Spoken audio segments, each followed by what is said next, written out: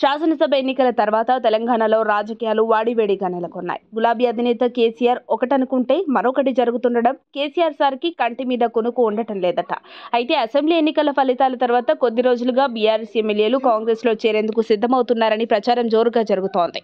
లోక్సభ ఎన్నికల ముంగిట బీఆర్ఎస్ నుంచి కాంగ్రెస్లోకి పెద్ద ఎత్తున చేరికలుంటాయని గుసగుసలు వినిపిస్తున్నాయి. ఇదే సమయంలో ఇటీవలే బీఆర్ఎస్ సిట్టింగ్ ఎమ్మెల్యేలు నలుగురు సీఎం రేవంత్ రెడ్డిని కలవడంతో కాంగ్రెస్లోకి వలసలు జరుగుతాయనటానికి బలం చేకూరినట్లవడంతో ఆసక్తికరంగా మారింది. ఈ క్రమంలో వారంతా కాంగ్రెస్ తీర్థం పుచ్చుకునేందుకు రెడీ అయ్యారని ఊహాగానాలు వెలువడుతున్నాయి. ఇది మరవక ముందే ఆదివారం BRS MLA Prakash Goud CM Revanth రెడ్డిని కలిసిన విషయం తెలిసిందే. అయితే వరుసగా బీఆర్ఎస్ ఎమ్మెల్యేలు రేవంత్ రెడ్డిని కలవడంపై బీజేపీ నేత దుబ్బాక మాజీ ఎమ్మెల్యే రఘునందన్ రావు ఇంట్రెస్టింగ్ వ్యాఖ్యలు చేశారు. వాళ్ళు రేవంత్ రెడ్డిని కలవడం వెనుక బీఆర్ఎస్ కీలక నేత సిద్దిపేట ఎమ్మెల్యే హరీష్ రావు హస్తముందని ఆరోపించారు. ఓ బలమైన కారణం చేతనే హరీష్ రావు ఆ ఎమ్మెల్యేలను రేవంత్ వద్దకు పంపించారని చెప్పుకొచ్చారు. మెదక్ ఎంపీ సీటు విషయంలో కల్వకుంట్ల ఫ్యామిలీలో గొడవలు జరుగుతున్నాయని, వారి కుటుంబ సభ్యుల మధ్య మనస్పర్ధలు వచ్చాయన్నారు.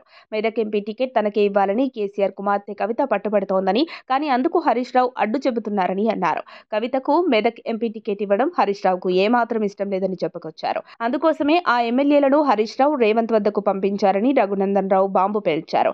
లోక్సభ ఎన్నికల ఫలితాల తర్వాత బీఆర్ఎస్ పరిస్థితి జీరో అవటం ఖాయమని అన్నారు. రఘునందన్ వ్యాఖ్యలు వాస్తవమే అయితే హరీష్ రావు కూడా త్వరలోనే మామ కేసీఆర్ కు బీఆర్ఎస్ కు జలకిస్తారన్న వార్తలు కోడైకొస్తున్నాయి. మరిన్ని అప్డేట్స్ కోసం మా కాయ్ టీవీని సబ్స్క్రైబ్ చేసుకోండి.